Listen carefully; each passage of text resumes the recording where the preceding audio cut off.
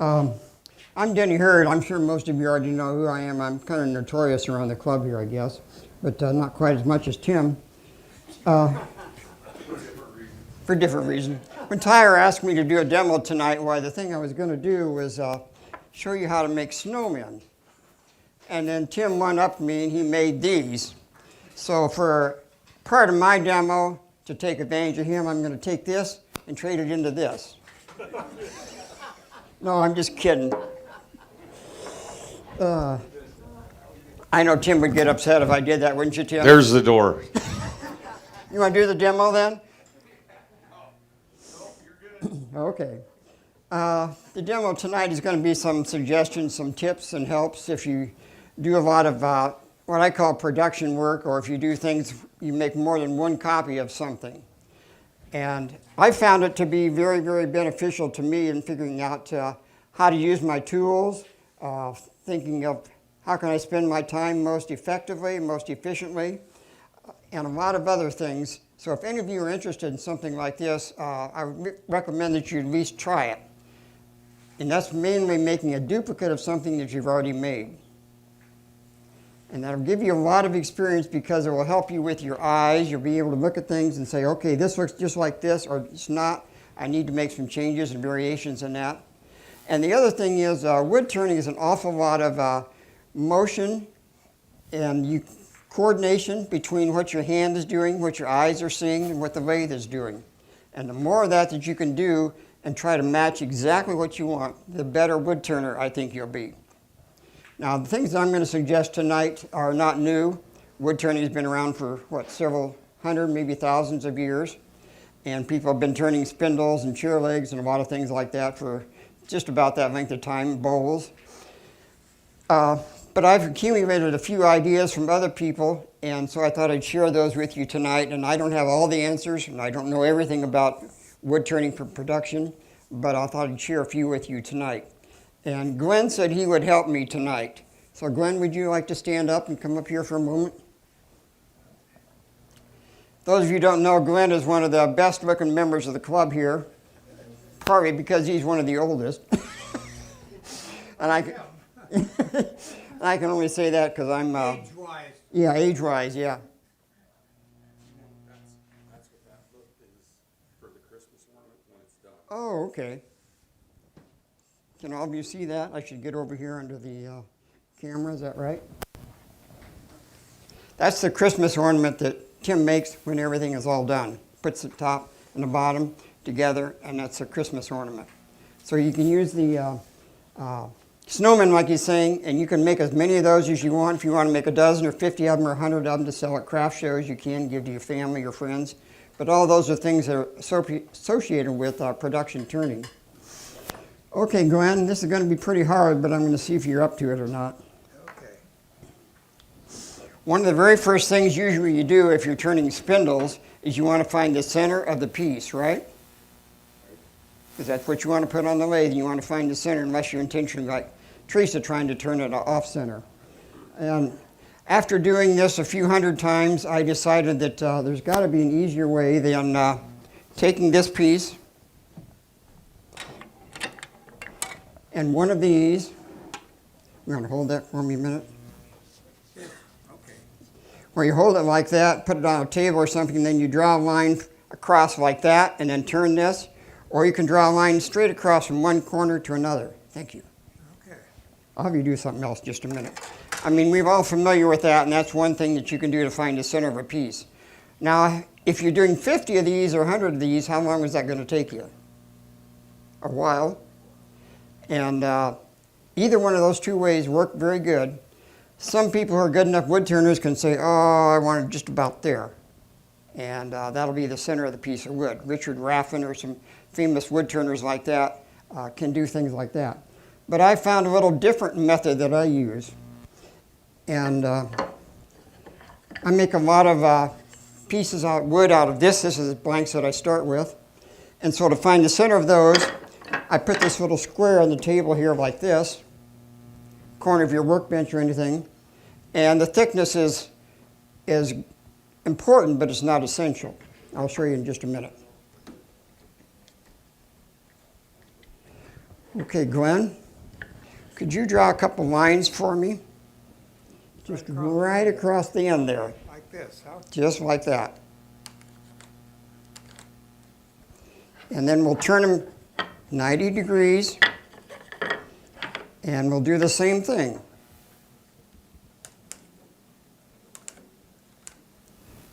And we'll do it again. We'll do this a total of 4 times. Let's see if any of them line up. See if any of them line up. Some look like they're different size than the others. Okay, one last time. Now you can see how long it took him to do that. This is what I do with both ends of the spindles blanks that I'm going to turn. And then you'll see right inside the center here, if we can get that on the camera. You can have that one to look Which at. one's which? Oh, I don't know. This one didn't turn out the best. This is a little better one here. What you'll end up with is a little square. You'll have 4 lines drawn across here and a small square on the inside. If the piece of wood is less thickness than what your thickness of this is, if it's less than half of this. You see what I'm saying? You'll get 4 lines across here and you have a little tiny box right inside there.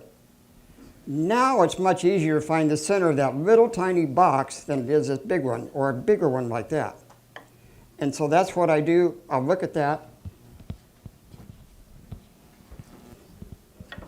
But I'm doing 10 or 15 or 20 of them, right? So I'll put them all together like this. Do you want to hold those for me a minute? Glenn gets paid by the minute here, so I can't afford too much of this. As many as I have, I'll put a rubber band around them, and see they stand by themselves now. And I'll put them on my jointer. Or you can use a table, bench, anything you have. Then you have the little square there. And I take an awl, give it a couple taps there, a couple taps there, go all the way around. And you can do 15 or 20 of those just in a very short period of time. And now you've got the center marked for all of these spindles.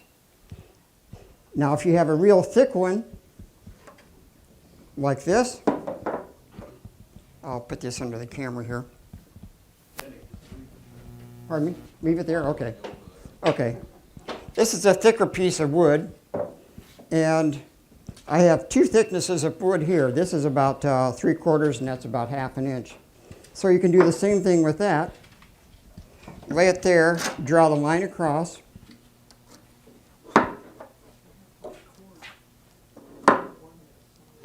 Now, is it particular the thickness of this or this? You'll still get a square box if this isn't as much as half of this. You'll still get a square box if this is more than half of this. You follow me? So once you get that square box in there, all you have to do is find the center of that, poke it in there, and you're all set.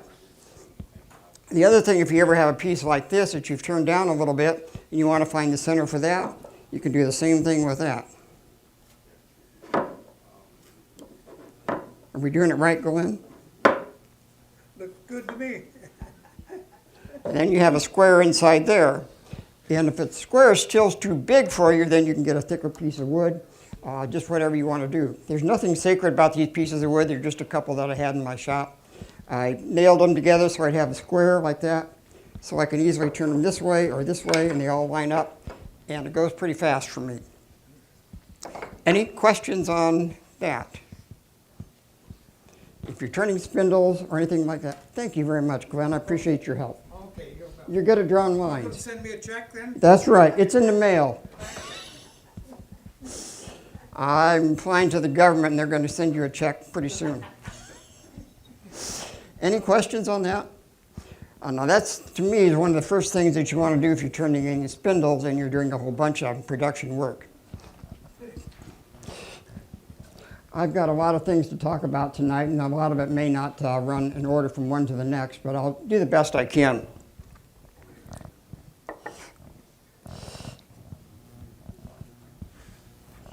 Oh, I think I need to take this out.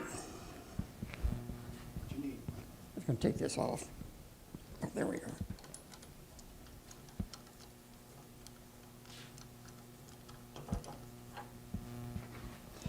And by the way, these are called shark jaws, aren't they, Teresa?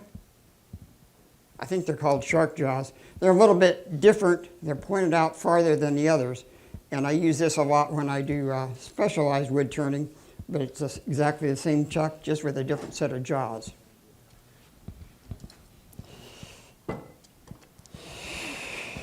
Okay.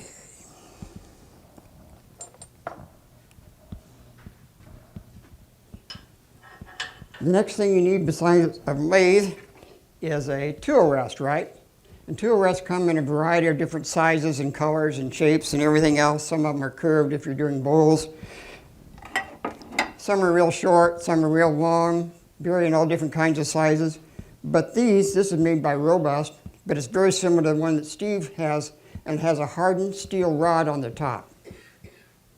So when you're sliding your tool across the top, it doesn't come into little chips and nicks, dents and things like that. Now, someone who was a wood turner many, many years ago said the old-time wood turners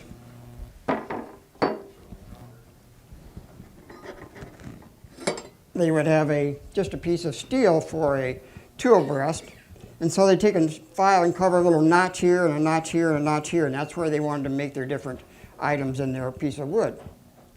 Well, that's great, except if you're not turning 100 or 1,000 of the same piece, next time you do a different one, you got to file more notches, file this off, and it gets to be pretty bothersome.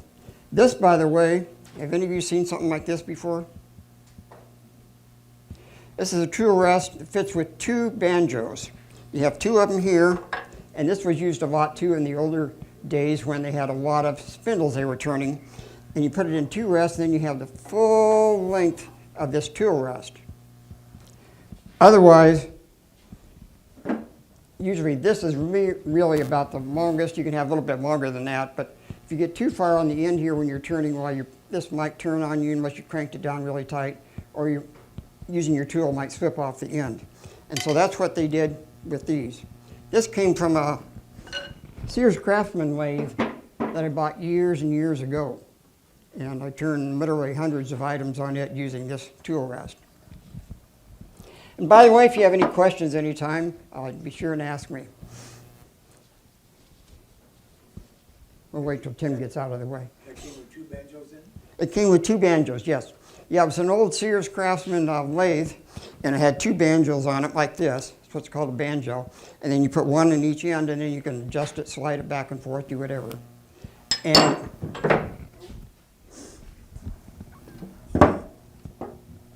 the nice thing about that is if you're doing production, you're turning a lot of the same items, then you just leave it set up once. You don't have to raise it up or down or move it around or anything like that. So it felt real good on my foot, but it just missed it. If any of you don't have one of Steve's tool rests, I'd highly recommend that. It's much, much easier to use, and you get a much smoother finish than the other type of the old tool rest that comes with your lathe probably. This is called a friction drive, or some people call it a steb center, S-T-E-B center.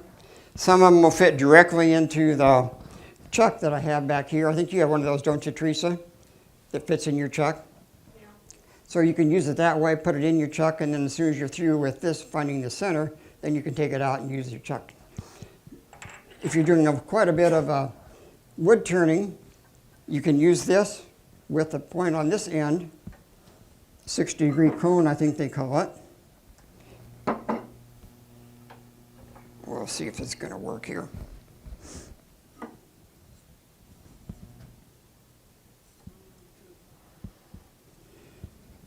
Now the other thing while I'm doing this, here it is. Mine's back on the other side. Notice how long it's taking me to pick this up, get it centered, to put it in, get this lined up, get the right length. Yeah, see, I'm off on this end, so now I got to do back and make this straight. It has a point in each end, and that's the reason why I took the awl and made a little divot in the end of each pieces. And I mention that because if you're doing any kind of production work, whether you're doing it for someone else, you agreed to make 100 spindles or something like that, or you want to make it for a craft show, you want to make a whole bunch of snowmen like he made. Every time you change your setup like this, it takes time. Time is money if you're doing production work. And every time you have to go make a change like this with a different piece of wood or move your tool rest up or down or slide the banjo one way or another, that's going to take away from your time from your production. So what I like to do and what other people have suggested to me is you take a piece of wood and you do as many procedures with that as you can without making any changes in your setup. Does that make sense? Like if you're going to rough this out, you do that and then you come back and you do the next procedure. Oh, the other thing I forgot to mention, this has a little spring behind it on this point here. So it presses in tighter. You see that? And then it'll run up against there. It's a little more obvious if you have a bigger chunk of wood.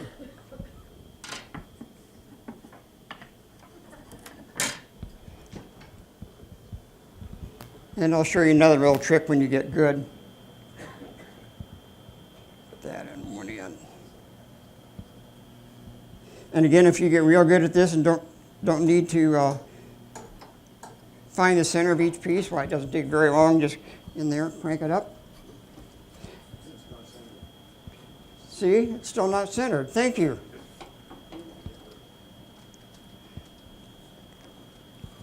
Is that better? Off a little bit. Okay, we'll try to get it lined up and make you happy. How's that?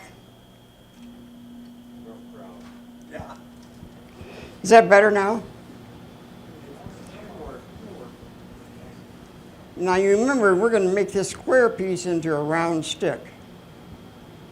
So if we're off a fraction of an inch, and I mean a fraction of an inch, like a 16th or 32nd of an inch, it's not going to make that much difference probably. When we get to turning this, we'll make this all round, so it doesn't make any difference exactly if this is in the center, unless you're turning some balusters or some things that have a, what do you call it? Not sheep's head, what's it called? Where you have a curve on the end. One end is square and then it's curved and it goes that. I'll explain what that is later if I think of what it is. Do any of you know what I'm talking about? Yes, yeah, pommel, yeah.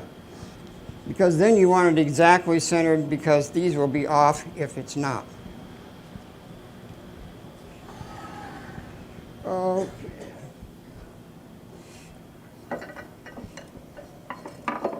One other thing I forgot when I was showing this, this is a clamp here. It just goes around the ring, around your shaft. And if you're, again, doing a lot of things at the same height, put that on, and then you can adjust it, find out exactly what it was.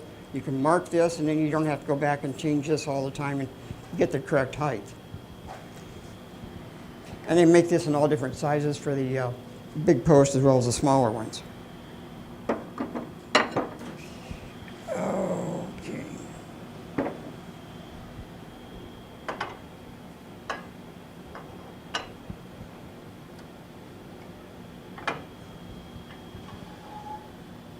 We'll see what we can do here.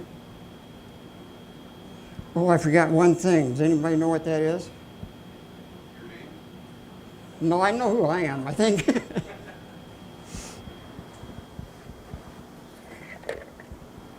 This is kind of important, isn't it, Tyler? Called a face shield. We always like to be as safe as we can whenever we're doing wood turning, but it's a little bit harder to hear me with this on, right? About the same. Okay.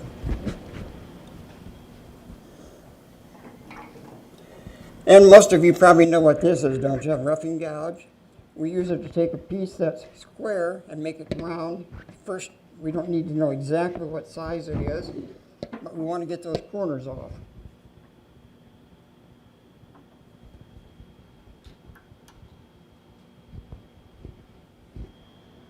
So we'll see what we can do here.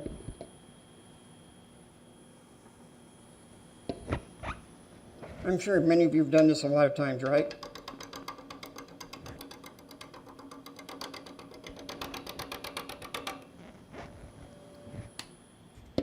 Does that bother anybody with all that click, click, click, click, going back and forth? Well, there's a couple ways you can avoid that. One, when you're doing production work, speed is your friend. You always want to be safe, but speed is your friend. This is a very small piece, and if it's turning at 3,000 RPM, that's much, much different than you have a bowl that's 12 or 14 inches in diameter, and you're turning that at 1,000, 2,000 RPM. So you can turn this fairly fast, and when you turn it fast, then you won't hear that clunk, clunk, clunk, clunk, clunk all the time. The other thing that you can do is you can lower your tool rest a little bit. And now you see when this piece comes around, a lot of the force, instead of being driven straight back, is driven down. And that'll be less pain on your hand. It'll be less tiring to do it that way. So we'll see if that helps. Either one of those helps a little bit. Okay. That's about 200 RPM. And I did lower this a little bit. We still get some of the, and we can lower this a little bit more. Now remember, never move this while the lathe is running, right?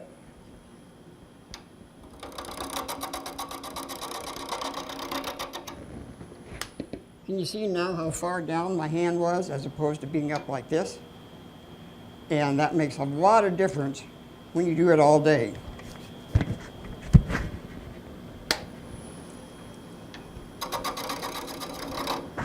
And then we can turn the speed up a little bit.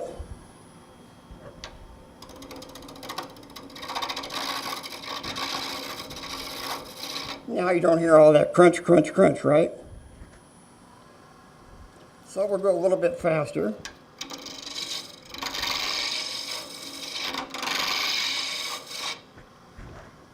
That's about 1,400 RPM.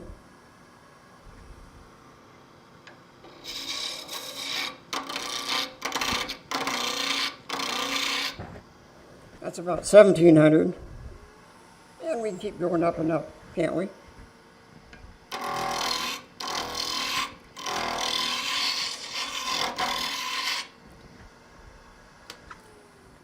That was at 2,300 RPM.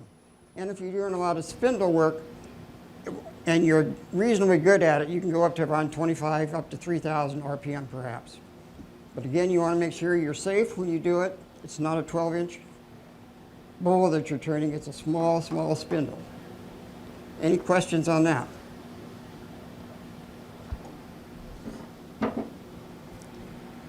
The other nice thing about these, if you get a catch, some of you have had a catch once in a while, haven't you, when you're doing wood turning? If you get a catch, this will just stop. Because it's a friction one, and if this is fairly tight, but your catch is really bad, it will stop this, and the motor will keep running. So that's another safety feature of it.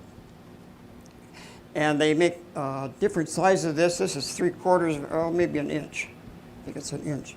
And you get a little bit smaller ones and a little bit bigger ones both. But they all have the same principle. And the tighter you crank your tailstock, the more that's not going to spin. And you can use a big piece like that. I have a 2.5-inch square or something like that too. It'll work in here. Oh, there is one other thing.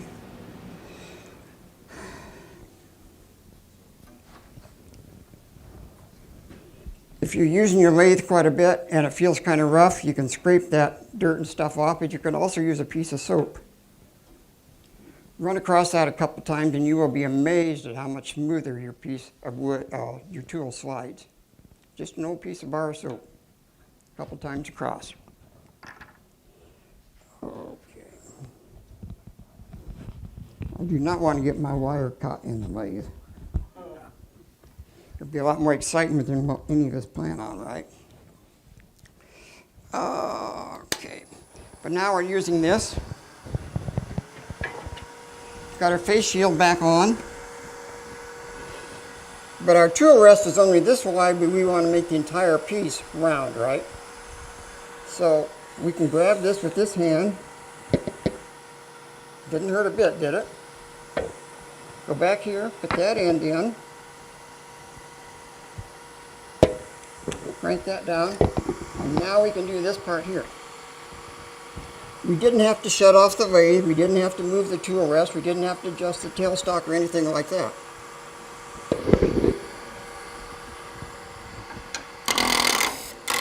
See, that's what happens if you get a bad catch. The piece will stop. And then at that time, you just crank this up a little bit more, a little more pressure on it.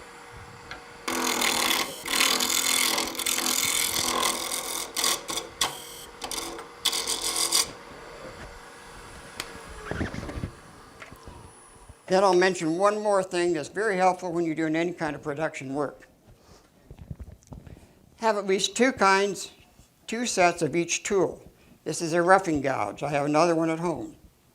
Now, why in the world would I need two roughing gouges when I'm doing production work?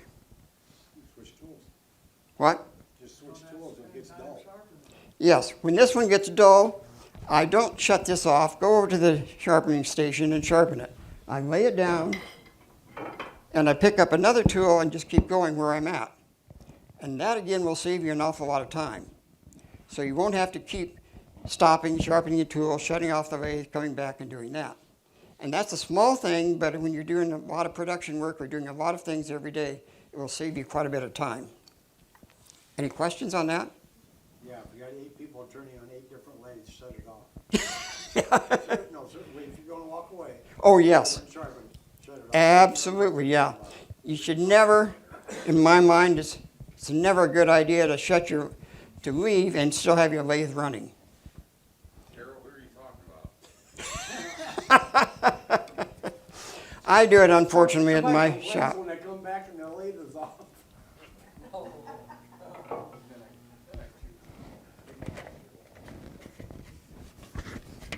It's falling down on me.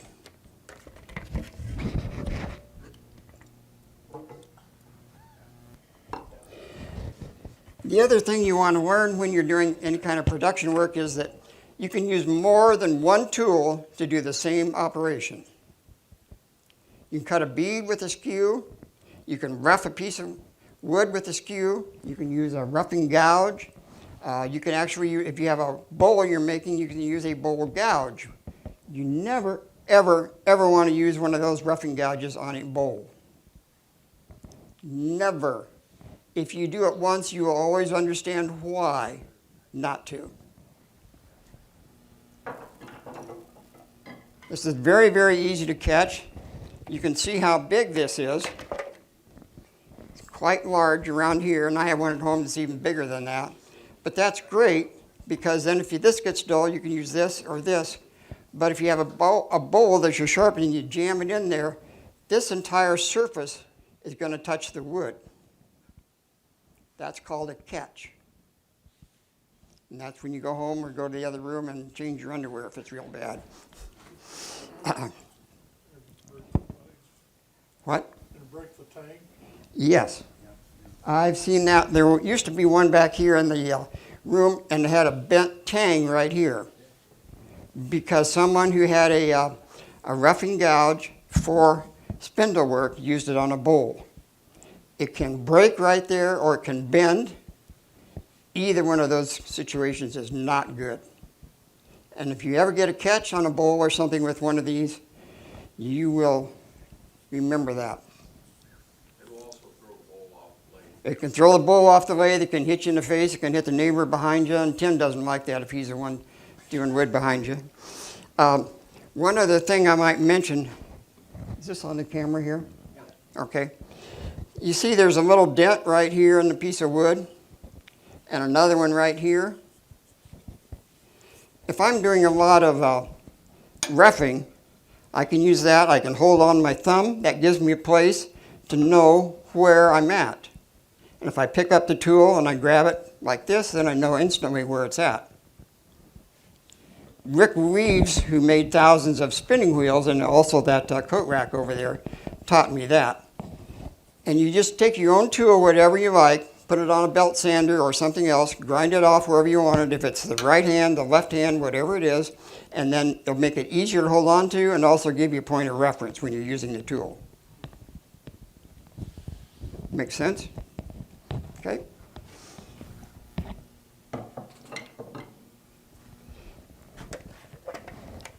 don't know, how much time do we have? 2 minutes. You in a hurry to go outside? Okay, we'll turn this back on. And remember I said you can use a roughing gouge to rough it out. You can use a skew.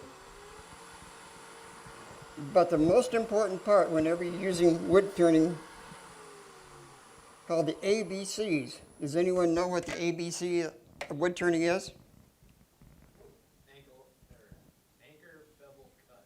Yes, anchor, bevel, cut. You never take the piece of wood and jam it in like this.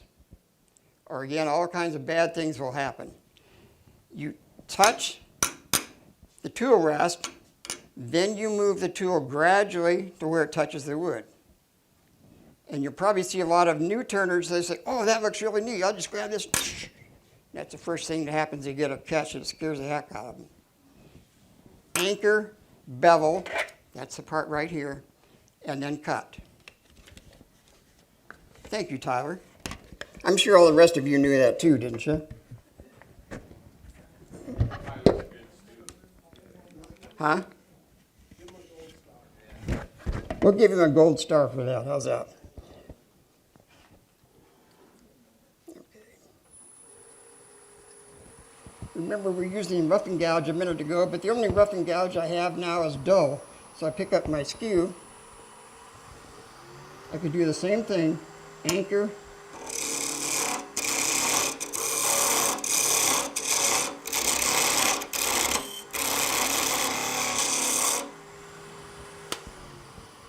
So if you do production work or anything like that, you realize there's a lot of different ways to accomplish the same task. I could have used a bowl gouge for that. I could use a roughing gouge. I can use a skew. In worst case, I probably could even use a scraper. We won't do that right now, but it's a possibility.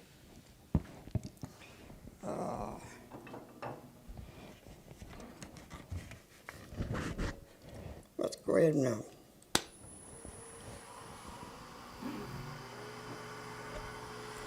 We'll bring this down a little bit here.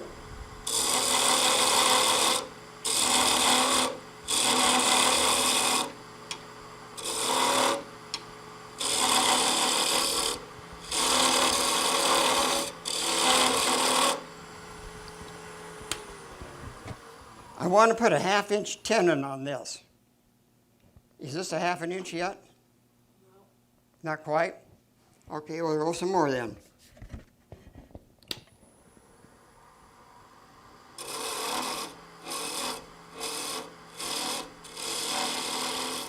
Is that 1/2 inch? Pretty close, but probably not exactly.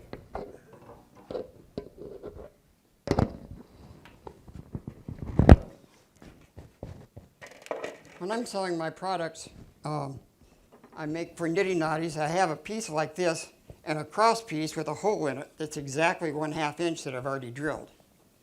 So if this is 5/8, it won't fit. If this is 1/4 inch, it won't fit. But we need to have it exactly 1/2 inch to fit in there.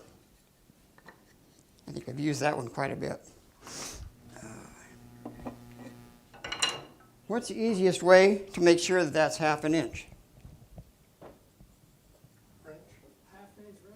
1/2 inch wrench works very good. If you haven't had that, take a 1/2 inch open end wrench and you can put it down there, and once you can slide on it, then that's 1/2 inch.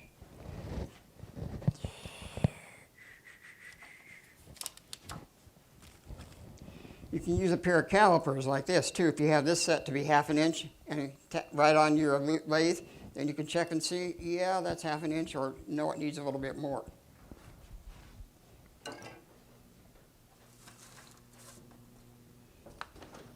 And I'm sure a lot of you have something like this or want one if you don't have one. Caliper, and this is a electronic digital caliper. It measures both in inches, millimeters, and fractions of inches. So then you can put it across there. Oh, that's 0.55, 55 hundredths of an inch. So a little bit big, but not exactly right. But that's not going to fit in that hole we got, right? And I may not want to pick this up every time and keep doing that, so I'll find a way to do it a little bit faster.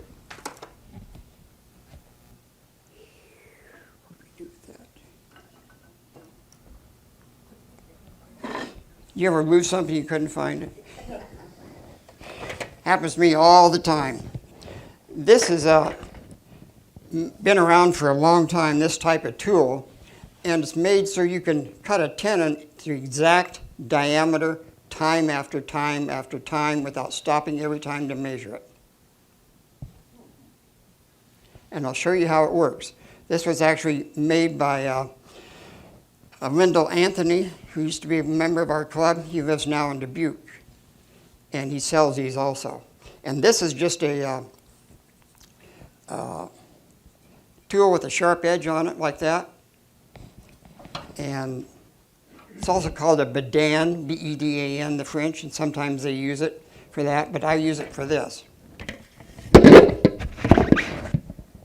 So we'll turn it on again.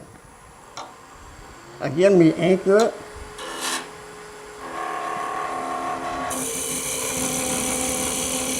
Just cutting a tenon right there. Now it quit.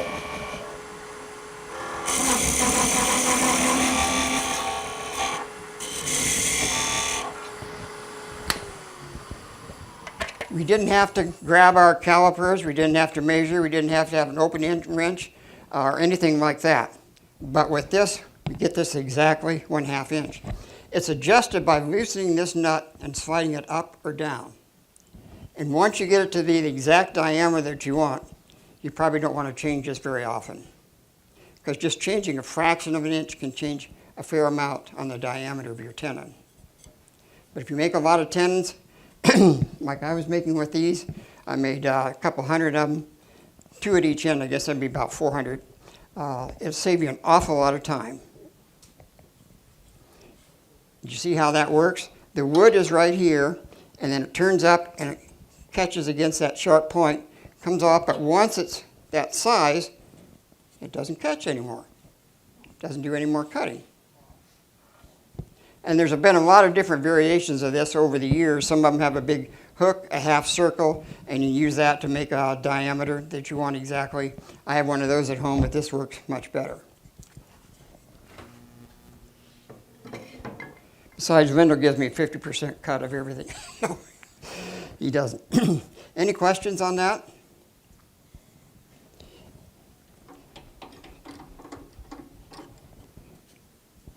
Well, let's see if this is going to work. We'll try and see.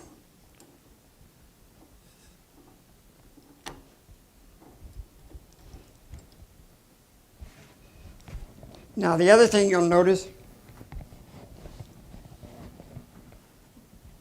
these are all almost exactly the same thickness, square, right? You're doing production turning. You don't need one 1.5, one 2 inch, one 3 inch, and keep doing like that. You figure out the best size that you want, and it's a fraction of an inch bigger than the largest piece on your tenon, on your stretcher or your piece you're turning, whichever you call it. A fraction of an inch. So you know when this quits going bumpity bump, bump, bump, bump, you reach the right diameter. Again, that will save you a lot of time because you won't have to stop and measure this, see if it's this, this, this, how close am I? And I'm sure a lot of you have seen this done too. If you're a beginning wood turner, I don't necessarily recommend it, but because you have to be very careful with it. You violate the very first order of wood turning because you don't anchor it. Take your tool, lay it on top. It's not round there, it is round there.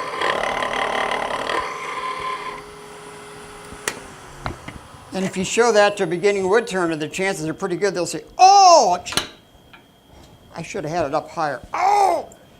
So if you do that, sure you can do it, but be very careful with it. but it will tell you exactly if this is square or round or almost round just by putting your tool on top of that.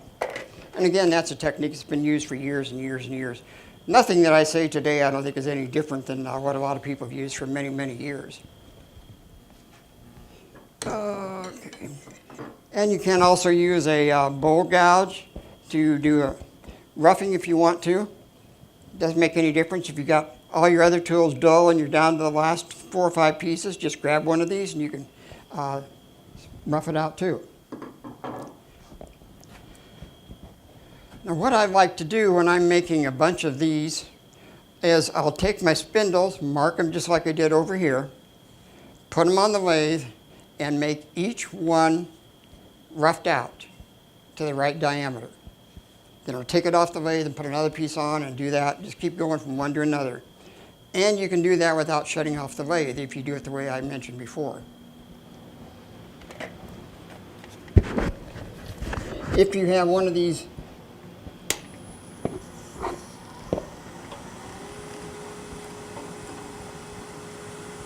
so I'm going to go get a brand new one.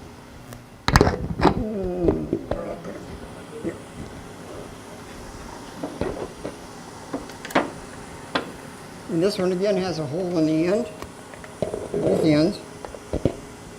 So you can line it up here. Now see, it isn't going to move because it's not tight. And once you tighten this down, put it in this hole, and you're back in business.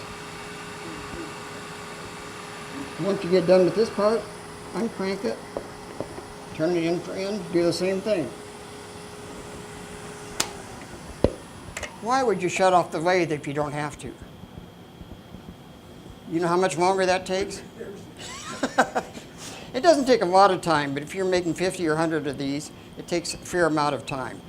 And the reason why I do rough them all out is because then I have this set at one height, I have one tool that I'm using. This is set the same distance apart because I have all the pieces match exactly the same. They're all the same diameter, so once it gets down to that diameter, I know I'm ready for the next step. Now that's opposed to cutting this piece of wood on your table saw, marking the ends, putting it in here, making this round, putting your grooves in, whatever you need, and shutting it off, go get another one. That takes a lot of time. Your setup takes a lot of time whenever you're working. If you watch any of the woodworking shows or anything, Norm Abram used to be on there. If you've seen those shows, he would take a piece, he said, okay, now we're going to do this. So he'd put it on his table saw, run it through, and it'd work perfect every time. You didn't see him take the time to measure and make sure that was exactly 3 1/16 inch, or that was exactly 24 inches long. They just showed the part where he was running it through the router, running it through the table saw, doing something like that, because the other part took too long. I don't want to belabor that point, but that's why that's the case. Any questions so far? Anybody asleep? Okay, let's see what else we've got. Oh.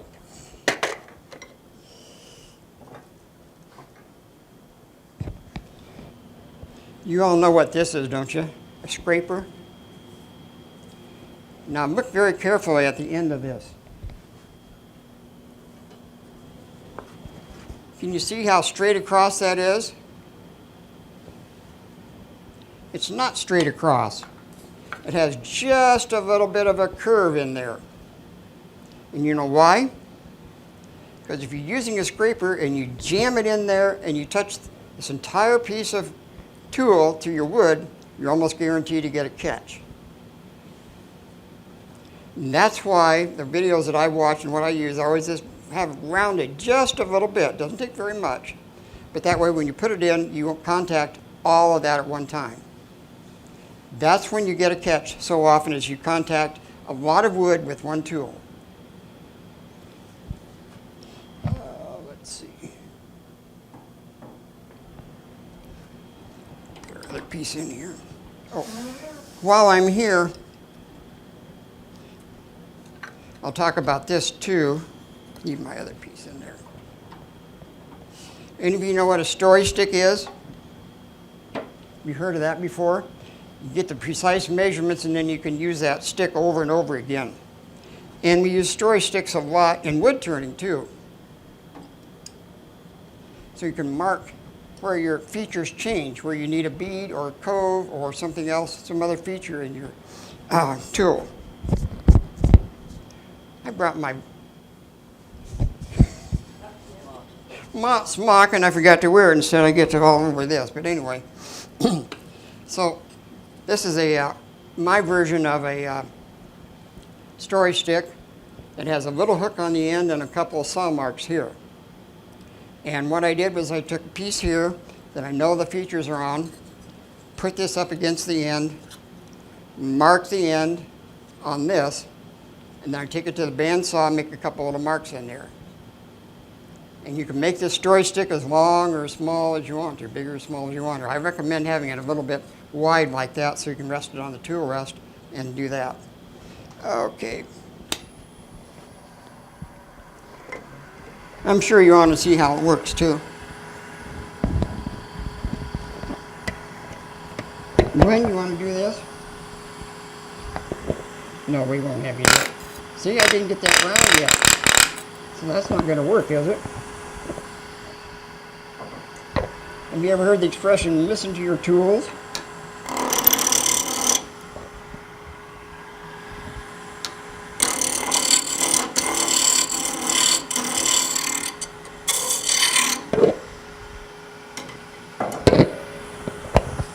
Now this won't hit that, I hope it won't.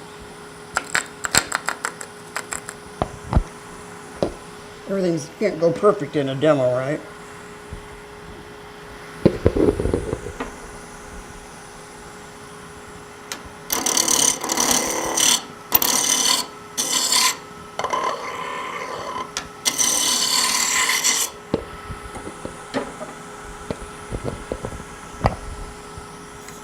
So we've got this and where our 2 marks are, we put our pencil there. That one shouldn't be there. Then you've got a mark. When you have your skew, then you can go ahead and use that mark.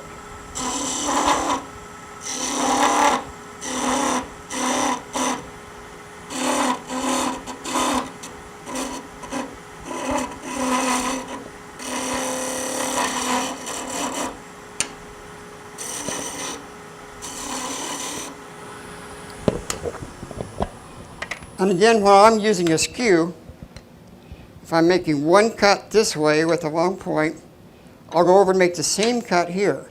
That way you don't have to turn your tool, right? You're already in the right alignment. I want to make it here, same thing. Cut on this side and this side. Same thing if you're making a bead. Put the bead corner here, here, and here. That way you don't have to change your tool alignment. Sounds like a very, very small item, but once you start turning a lot of them, you'll notice a difference. And it's a lot more fun to do it that way too. Oh, let's see.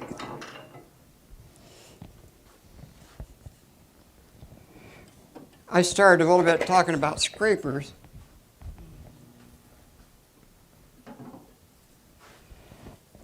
And if you see this, it has a nice big handle to it. If you picked it up, it weighed quite a bit. There's a big piece of steel here on the end.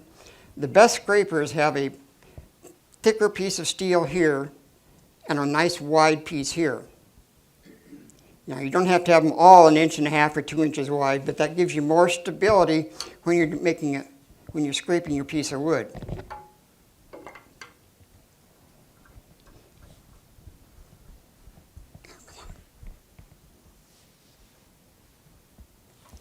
We'll see if this is going to work on the spindle here. I'll show you where the best place for alignment is when you're using a scraper. This is probably a little higher than you might use it otherwise. This goes down below center, the end of it.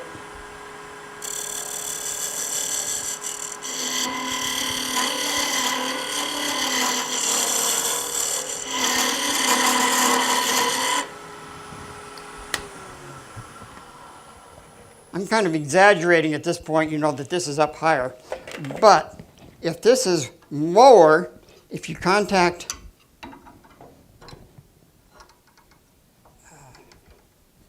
the piece of wood, when it's down here, and this catches, it's going to drive the tool into the wood. What's that called? A catch. So if you're above center with your scraper, whether you're in a bowl or a spindle, whatever you're doing, and you get a catch, that's going to make it, drive it right in there and make it work. If you have your scraper at or below center, like this, and it catches, it's going to knock it down like that. Take it away from the wood, and you won't get your catch. It'll kick it away. And I always think of when I'm trying to do something to see if it's safe or not, what's going to happen if the worst case scenario hits. Worst case, I get caught here, get a catch, and it's going to go down. And that's true whether you're doing any faceplate or spindle turning, anything like that.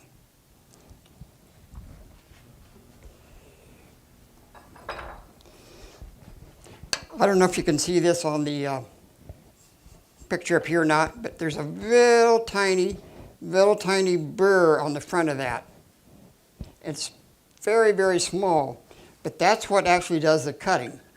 This little tiny burr up there. So in order to get the burr, you put this in your sharpening system. This is the top. Your wheel's turning towards you, and it will leave a very small burr on the top. Now, after you use it for a while, that burr may go away. And if it goes away, then this is what you can do without going back to your sharpening station.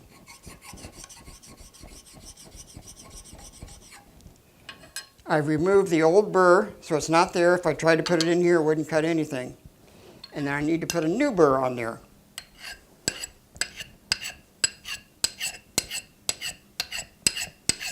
That's all you have to do, and now you've got a new burr on there. That burr is very small, but very sharp, and will give you a very, very smooth surface when you're turning. And if you do this 4 or 5 times and still your burr isn't working, then you can take it back and sharpen it then. But that'll save you some time when you're using it.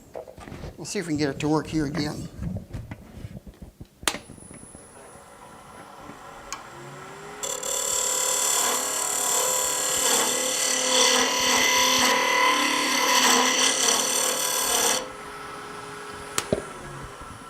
It's not very sharp, is it? When you have a problem with wood turning, 90% of the time for me, it's because my tool is not sharp. So the first thing I want to do then, stop and sharpen that tool or pick up a tool that is sharp.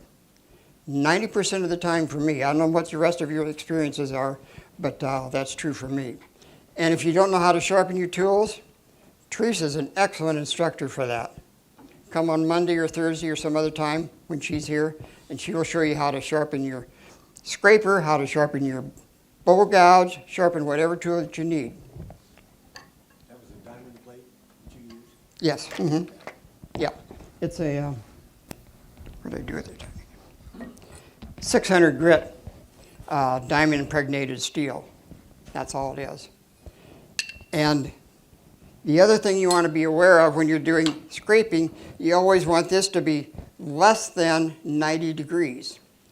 Up here, it's more than 90 degrees between this and this. That's when you get your catch. So if you wonder when you're turning a faceplate or something like that, think of that. This has to be less than 90 degrees. That's one of the reasons I was exaggerating it by holding this up. And again, it's just that little tiny burr. I can pass this around, you can feel it. If you want to. It isn't very much, and you think, well, what can that little tiny piece of scraper do? I don't know how this one is. This one looks okay. And you've done shear scraping, I suppose, when you have a bowl with a bowl gouge. Have any of you heard of that? Shear scraping, where you hold the handle way down and you get a really smooth final cut on your bowl or your vessel. You can do the same thing with a scraper. See how sharp this is.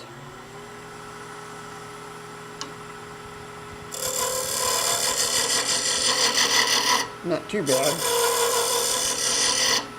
If you turn this on its side, like this,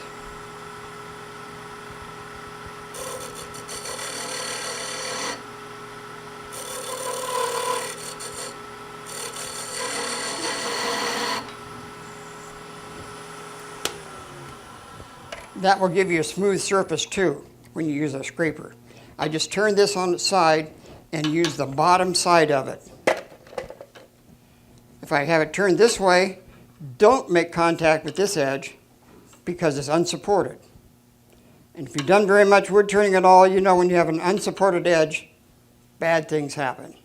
You get catches, your tool will slam down and get this, or something else will happen. So you always want a supported edge, and that's what you're doing here. Same with a bowl gouge when you're doing when you're doing that with a bowl gouge too, shear scraping, it's the same idea. Okay, I don't know how much time we have left. Oh, one other thing I did want to show you. The other thing that will help you when you're doing any kind of production work is jigs or fixtures. Now I have 100 of these. I've run them through the table saw and I got them all exactly the same thickness, square. But I need a hole in the exact center of this piece of wood. In the exact center, end to end and side to side. And I want it to be a ½ inch every time. So you can put this on your drill press and measure this and mark off and get a mark here and then try to do it, make sure you do it. That will take you time too. Take a piece of wood like this. It's just a piece of scrap junk wood. That marks it on the side and the end. I clamp this to my bandsaw, or not my bandsaw, my drill press. Then, this is my setup block. I put it in here.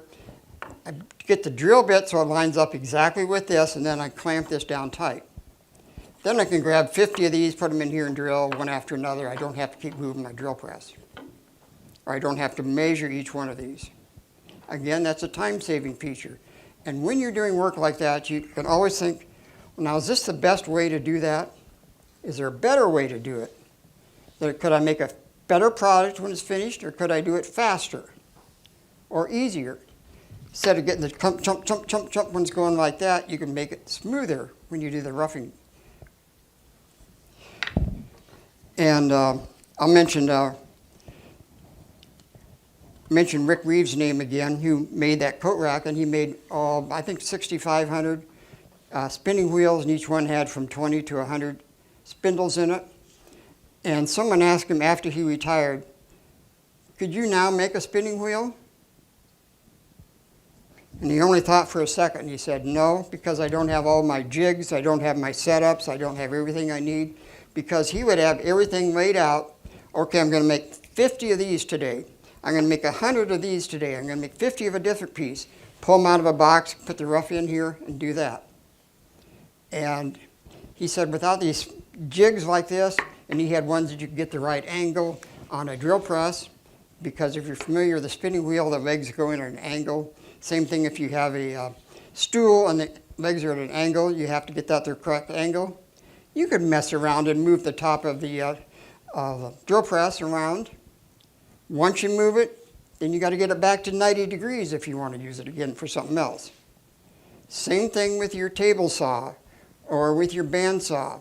If you have it set for 90 degrees, cut everything that you can at that angle, without changing. I have an old saw, and I just use it for sawing things square. And it's set at 90 degrees. I never change that. It always gives me 90 degrees. And then I also have a stop at the end so I can put this piece here, pull back, radial arm saw, cut it exactly the same length. The stop here will hold the piece of wood, and I can cut 50 or 100. I can put 3 of them together, 5 of them together, and cut them all at the same time.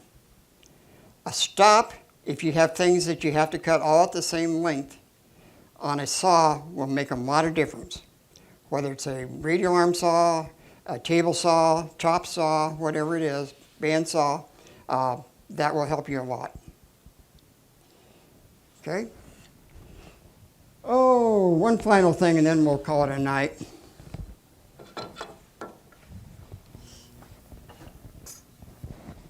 Any of you recognize this? It's a duck call, yeah. Well, not the inside, doesn't have a guts of a duck call. But Leo wanted me to make the outside part of a duck call. So I created a template for that, put it on here, and got all the lines marked in this. And then I needed this little lanyard groove in here. Can you see that little groove? How in the world are you going to cut that? Come down here with a real sharp tool, try to do that. Well, an easier, much easier way, when this is on your lathe, is to create a tool that fits that.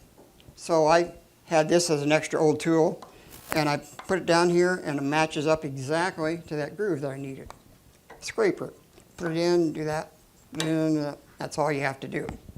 Much, much easier than trying to create the cove with another tool. People have been using scrapers for years and years and years in wood turning, and they've kind of got a bad name the last few years. They think, well, unless you're using a bowl gouge, well, you're not a real wood turner. I'm not sure that's correct. I had to create some medallions like this for a job I just finished. And this is just a flat piece of wood. They put it up on the wall, and then they attach the handrail to it. And he wanted a groove right there, not a groove, he wanted a bead right there. He wanted a bead right there. Well, if this is mounted here, and you can practice making a cut here with your skew or down this way, whatever, but you can also just take a tool and grind it with your Dremel grinder or your sharpening station, and it has a little tiny groove in there, but it just fits in there perfect. So all I have to do is cut this away, leave this a little bit high, and then jam my tool in there. It's not going to give you a perfect finish because you're still going to have to sand it, but it'll give you a pretty good finish. I had another job where I had to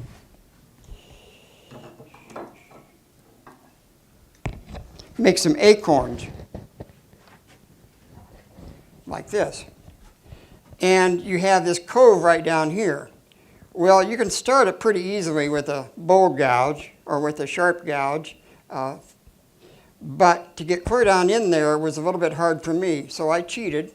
I just made a scraper to go in there. So that goes right in there, fits in there, stick it in there. You've already got the outside and the inside edges marked with your other tool, so you know exactly where it is. And it gives a pretty decent finish, really. And this is sharpened just like any other scraper is. Put it in there and sharpen it, and you end up with a little burr on the top. And if you use that all up, just grab your steel right here and put the burr back on. So don't be afraid to make your own tools. People, woodworkers, have been doing that for years. Make your own wood tools. If you find some old tools that people have laying around, they don't want anymore, they give you some. Take advantage of that because you may need to create a tool of your own sometime. Okay, any questions? I've talked a lot tonight and gone on and on and on about a lot of things. Are any of your tools full length? Pardon me? Are any of your tools full length? It looks like if you use them, use them for years and sharpen them a lot. They're all down there. Mm-hmm. They're really short. He was giving me crap about this, saying, well, you must not have learned how to sharpen if you had to keep sharpening, and that's why that's so short. Well, a lot of wood turners, instead of using Richard Raffin, for one, some of you I'm sure have heard of him. He's been doing wood turning for 50 years. When he starts doing a bowl, wants to rough out a bowl, he uses a spindle gouge. See, this isn't near as big as this one, not near as thick or heavy. Why does he use a spindle gouge? He was asked that a lot of times on YouTube because he has a lot of videos out there. Because this is cheaper than this. When this wears out and you buy a new one, it costs you less than if this wears out and you buy a new one of these. That's not to say you never use one of these, but if you can use this and sharpen it all up, get it gone, this may be $75, this might be $175. Okay? Oh, I guess that's my soapbox for the day. Mark won't like that because people won't buy a lot of tools from him, but he's a good guy. One thing I will mention before I forget it, and this is very important about safety. A good friend of mine, before Christmas, had a woodworking accident and cut off most of his thumb. I've told this to Mark before. And after I heard that, I thought, I got $1,000 in the bank I could use for tools. Why not buy a saw stop? Have any of you heard what a saw stop is? If your finger or a hot dog or anything else touches the blade while it's running, the blade stops instantly and goes underneath the table of the table saw. And it works. Believe me, I have this thumb because if I didn't have that table saw, that would have been a lot worse than it is now. But it works. $1,000, the cheapest one you can buy, and I don't know how much an expensive trip to the ER is, but I can venture that it's more than $1,000 and a lot of time on your part. If any of you use a table saw and want to buy a new one, I would definitely consider those. Right, Mark? And Mark sells them over there in Iowa City, and I've used a lot of other table saws, and it's excellent. It has a real nice fence to it. It has a nice setup. It's easy to use. It's one of the best table saws that I've ever used, not just because it stops when you touch it. Okay, that's the last part of my soapbox. Like the minister, he says, well, now I'm going to quit. And then he keeps going on, and then he quits. Thank you all. Thank you.